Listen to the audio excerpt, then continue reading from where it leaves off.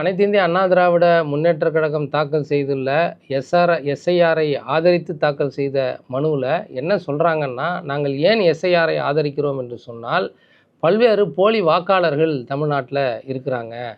பல பேர் 2 வாக்குரிமையை ஒரு இடத்துல ஒரு வாக்குரிமையும், இன்னொரு ஊரில் இன்னொரு வாக்குரிமையும் வச்சுருக்கிறாங்க. இறந்து போனவங்க பேர்லாம் வாக்காளர் பட்டியலில் இருக்குது. எனவே இந்த எஸ்ஐஆர் நடைமுறையை நாங்கள் ஆதரிக்கிறோம் என்று சொல்லுகிறார்கள். ஆனால் கடந்த 2022ஆம் ஆண்டு தமிழ்நாட்டில் சட்டமன்ற தேர்தல் நடந்தது. அந்த தேர்தல் நடந்த பொழுது இப்படிப்பட்ட வாக்காளர் முறைகேடு இருக்குது, போலி வாக்காளர்கள் இருக்கிறார்கள், அதே போல் டபுள் என்ட்ரி இருக்குது ஒரு ஓட்டுக்கும் அப்படிங்கிற எந்த விதமான காரணத்தையும் அவர்கள் சொல்லவில்லை. அவர்கள் சொல்லுகிற காரணம் உண்மை என்று சொன்னாலும் கூட அதை எப்படி நீங்கள் சரி பார்ப்பீங்க? 30 நாளுக்குள்ளே சரி பார்க்கணும்னு சொல்கிறீங்களே, இந்த சரிபார்க்கிற அதிகாரிகளுக்கு நீங்கள் ட்ரைனிங் கொடுத்தீங்களா?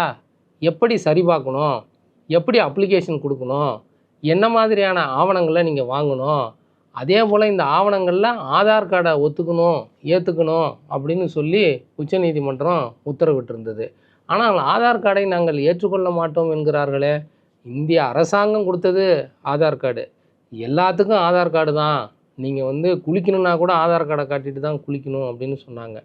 எல்லாவற்றுக்கும் ஆதார் கார்டு என்று சொன்னதற்கு பிறகு இப்போ ஆதார் கார்டை நாங்கள் வாக்களிக்கும் உரிமைக்கு பயன்படுத்த மாட்டோம் என்று சொல்கிறது என்ன நியாயம்னு தெரியல.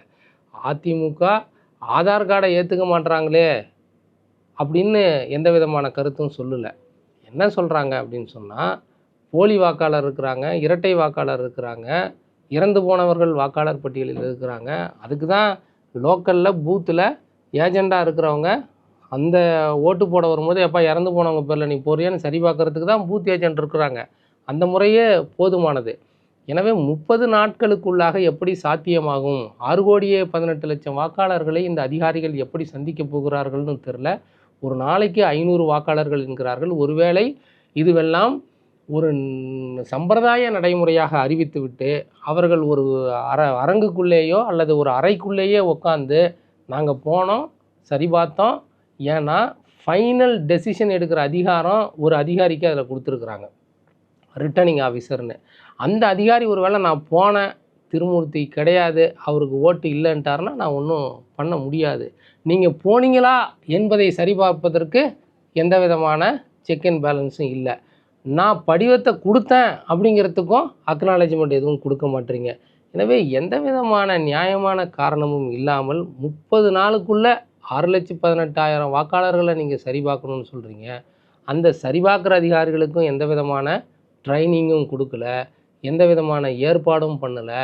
எங்கே போகிறாங்க, எந்த ஊரில் தங்குவாங்க, அந்த ஊரில் இருக்கிற தெருக்களில் எந்தெந்த பேர் போகிறாங்க, யார் யார் போக போகிறாங்க, எந்த விதமான வழிமுறைகளும் சொல்லப்படாத வகையில் அதிமுக இப்படி ஒரு காரணங்களை தன்னுடைய இணைப்பு மனுவுக்கு சொல்லியிருப்பது என்பது உண்மையிலேயே ஆச்சரியத்தை அளிக்கிறது.